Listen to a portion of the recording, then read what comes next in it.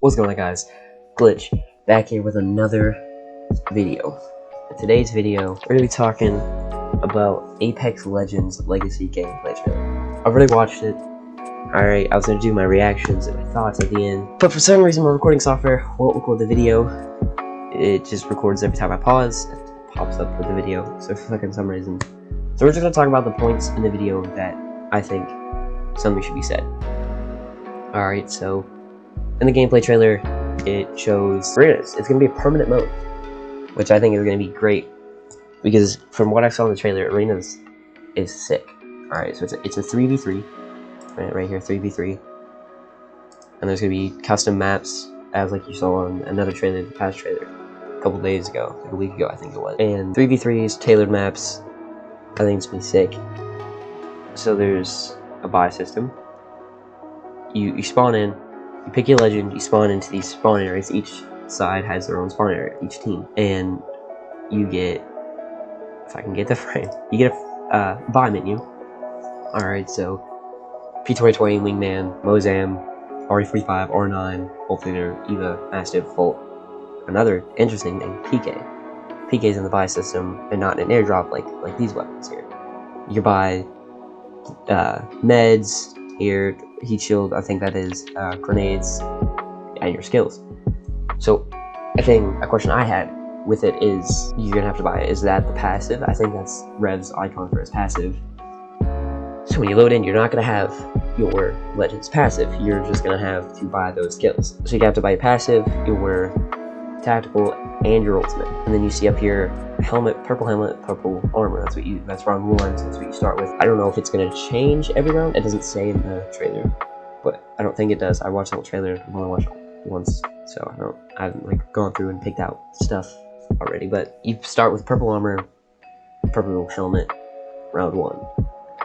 I don't know if the tiers are gonna change every round. Like if you win, you get a tier up, like gold armor, which I would kind of be like, well, I don't know if that could be one-sided at the point. Like, you win the first round, oh, you're winning the whole game, you know, you're winning the other 3 rounds that you're gonna play, you're gonna win those because, you know, you have gold armor. But I don't think you would, because you still have the same health as purple armor, you just have an ability with that. You can take shields and you can take cells, and cells, instead of just healing 1 armor bar, they heal 2. But say you win the next round after getting gold, do you go up to red, or do you stay at gold, like that's your max? Or are they gonna have red in general in arenas? Well, I guess that's just a question we'll have to answer for ourselves once we get our hands on arenas and on May 4th. Back to the PK. PK being a buyable weapon from start. I think I'm gonna like that a lot, because granted the PK is pretty overpowered. That's why it's an airdrop weapon. I think that it should stay an airdrop weapon. But the thing is, with airdrop weapons, some people, like myself, don't have that much experience with them, because they're airdrop weapons. You don't get to use them all the time. Like, you get to use a Volt, Ultimator, R9, Wingman, stuff like that. Like, ground loot weapons, you get to use almost all the time. You can practice them in-game. Like, yeah, you can practice in firing range with the airdrop weapons, but it's different from an in-game scenario than just firing at targets, you know. Having the PK in its arena mode, you could practice almost all the time with the PK. Or if they change, like, every round the buy station changes, like PK gets put out to airdrop and Prowler comes in. You can practice with Prowler, you can practice with PK. Speaking of the Prowler, I don't think the Prowler should be an airdrop weapon. So, like, you could practice with these airdrop weapons, except for the Kraber, because I haven't seen the Kraber at all, and this whole trailer didn't say Kraber at all, so maybe Kraber's not going to be in arenas, which is kind of understandable, because Kraber's OP, you know, 145 to body, I mean, and then 200 to the head, so one shot, one down, you know. But yeah, I think it's a good idea to have airdrop weapons in the buy station. Like, I can practice the PK all the time, and when I get the PK in an actual pub game, or ranked, I can have some experience with the PK and get better with it as time goes on. As I practice in arenas, I'll get better with it and have a lot of experience with the PK and be able to use it properly. So I think that's a good idea. Also, I thought maybe they might be teasing next airdrop weapons, and maybe they're taking out some stuff, which I don't think they'd take out the PK or the Kraber, because Kraber and PK are kind of the most OP weapons in the game. The Kraber's definitely OP and deserves to be an airdrop, should never be ground loot. No matter how much we love it or hate it, it should never be ground loot weapon. I don't think the PK should either, but the Prowler I don't think should be an airdrop weapon. I think it should be ground loot. I don't think the Prowler has airdrop status. I never thought the R9 did when they put it in last season. Granted, I didn't play it, but I just saw some stuff on it. I was like, oh, R9. Did it get better when I was in the game? Like, yeah, it was a good weapon, a very strong weapon, but airdrop status? I don't know about that. The Devotion, a lot of people say the Devotion should be airdrop. Kind of 50-50 on it. I do think it's overpowered, kind of. But a lot of the guns are overpowered in Apex that are still ground loot. Like the Bolt. The Bolt's a very fucking good weapon. The Devotion's very good. R9's very good. Wingman's still very good, but it's a skill weapon, so I mean, you gotta be able to use that weapon. You can't just like, fuck, I have an R9, let's go. You know, R9, you still gotta you gotta control its recoil. The Volt's the fucking Volt. Volt's like an easy gun to fucking use. That's why a lot of people, not everyone, but a lot of people pick it over the R9. Because it's got more DPS, or it's got more damage than the R9, but the R9 has more DPS, I think that's how it goes. But the Volt is more easy to control. It's an easy of use weapon, so that's why people use the Volt over the R9. I use both. I mean, fuck. I can control the R9's recoil pretty easily. But if the Havoc's gonna become airdrop, which I don't think it is, I think it's probably gonna be Devotion, then I don't think the Havoc's good, but I don't think it's that fucking good at an airdrop. It's a good weapon, but it's not R9 status or Bolt or Wingman or PK or Kraber. But I don't think it should be airdrop. I don't think it should ever be airdrop. I don't think if they could even buff it, it should be airdrop. It's a good weapon, but not like good enough to be airdrop ever. It definitely should not be an airdrop. R3, which is later on in the trailer when they say that, like right here, when they say an airdrop drops every round. I think it was every round, an airdrop drops, and the tiers will go up every round. An R9 pops out, like right here. See, Wraith picks up the R9, or yeah, Wraith picks up the R9 right here from the airdrop. R301, it's a very good weapon, very strong weapon. A lot of people use it. I see it everywhere in games and on like pro players. Like It's Timmy, he uses it all the times. Imperial Howl, people like that. But R301, I don't know if it should be airdrop. Kinda, maybe I'm biased because I love the R301. I love it being ground loot. I always pick it up. I have that noob combo of R301 Spitfire, which gets me to the next point. Spitfire. Spitfire could be airdrop, but I don't think it could be. Like I'm saying, like people may think it should be airdrop, but I don't think it should. I don't think it's that overpowered. Like if you think about the airdrop, like whenever you think about a gun being airdrop, think about the guns that are already in the airdrop, like the Kraber, PK. Is it on that level? Like, is it on their level enough to justify it being in the airdrop? Like the Prowler. The Prowler's a good weapon, yeah, but I don't think it's anywhere near the PK or the Kraber. Devotion's up there, maybe, could be. I could see it maybe being Kraber PK level. I could see it. Like Turbocharger, definitely. Without Turbocharger, it's still good, but not up there. I think it could be. So if they want to just put it back in there, yeah, but kind of like being able to pick up a Devotion off spawn, laser some kids with it, you know. Just, oh yeah, what do you have? G7? Oh, yeah, you're getting fucking melted by me. Sorry, bro. Sorry, bud, I got an LMG Devotion. Fucking hip firing that bitch. You're done for. But R3, don't think it should be. Spitfire, don't think it should be. Because a lot of people complain about the Spitfire, but I think it's balanced. I mean, yeah, 55 rounds. And it's an LMG, and you can hip fire the fuck out of that thing. Just get up in someone's face, but I guess could be, could not be, you know. Spitfire's good, I run it all the time. Talks about 3v3s, or I mean, the last round, you win. Yeah, first team to score 3 rounds with a 2-point margin, so that means you have to be, say the team is 1 point, but you've won 3 rounds, then you win, because they have 1 point. They have 1 point to your 3, so that's a 2-point margin between you two. 3-1, 2-point margin. So there's 2 rounds that you won in between. Or not in between, but 2 rounds you won more than them. So the first to 3, 2 points margin. And then if you have a 4-4 tiebreaker, it's sudden death. And it doesn't go into that. Just as sudden death, deadlock tie. I don't really didn't hear anything. Maybe it just like airdrop, like not airdrops, but like airstrikes get thrown down maybe randomly in spots, or maybe a ring flare, something like that maybe. But it just talks about Wraith, the Wraith tunnels. It talks about one of the maps having that, and then it goes into another map, which is, I don't know what it's called, Oasis I'm guessing, and it's got Mirage's Voyage in there. And then it goes into Valkyrie. So from here, she sends down her ult, I'm guessing, on Gibraltar, or on Lifeline and Crypto. So in this scene, if I can get it perfectly, right here. So an explosion happens, but Crypto and Lifeline, you can't really see it that well here. Okay, right here. Crypto and Lifeline, they have like this electricity kind of feeling on them. So I can't, right now, I don't want to sound very stupid, but right now what I'm thinking is that I can't tell if it's just the shield breaking animation, but it kind of looks like an EMP, the EMP electricity from like Crypto's drone. So what I'm thinking is Valkyrie's ult is a barrage of missile like explosion things, like Gibraltar and Bangalore. Which I thought, oh, when I first saw it, I was like, oh, okay, cool, yeah, I guess. I mean, kind of overdid by now. Like Bang has one, Gibraltar has one, yada yada. But this one is in like a very square pattern with like 3 rows, and they're very kind of close together, so it's like a very close proximity. So it's like just a AoE, kind of like not where it's like more sporadic like Bangs or Gibraltar's, it's more condensed. And then seeing this, I was like, oh. And then in my head I was like, I can't tell if that's the shield breaking or like an EMP blast breaking their shields, or just the EMP explosion.